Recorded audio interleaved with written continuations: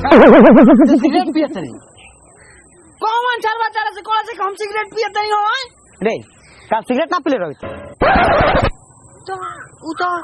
काल न पियले रमी ई तो आज के बाद पूछे तरन आज के बाद पूछे तरन भैया देख लो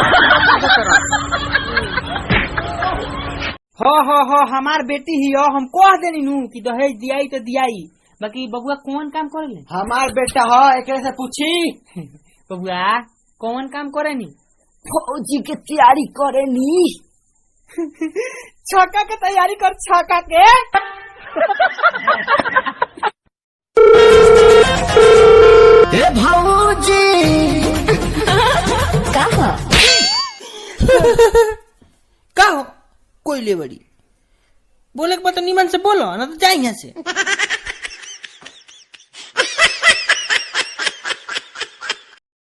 ए बबुआ का शादी बड़ी धूमधाम से हुई यार हमरा शादी के अगुआ लकी भाई बड़ा एकर कनिया लाखों में एक मिली यार बाबा ए बाबा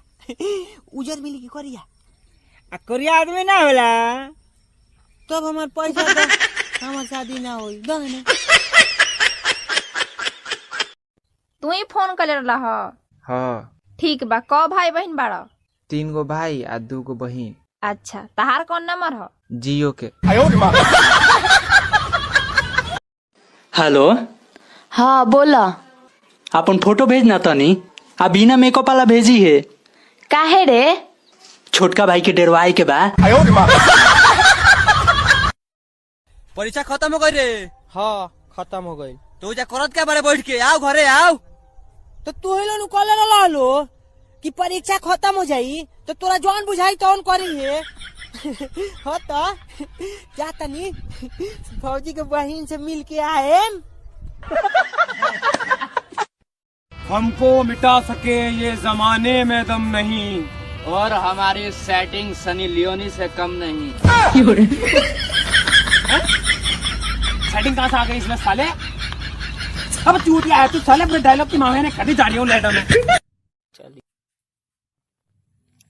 अरे वाह कौन काम करेला हो कौन काम करेला बताओ कौन काम करेला कौन काम कर लिस रे दीदी इलेक्ट्रिशियन के काम करे नी चलो सनी मार दिया ते ढेर तेज बनते रे बबू धा के तंगड़िया बाता नहीं फाड़ दे हमरा के बाद में फरी है पहले ही बांसवा फाड़ के दिखाओ ना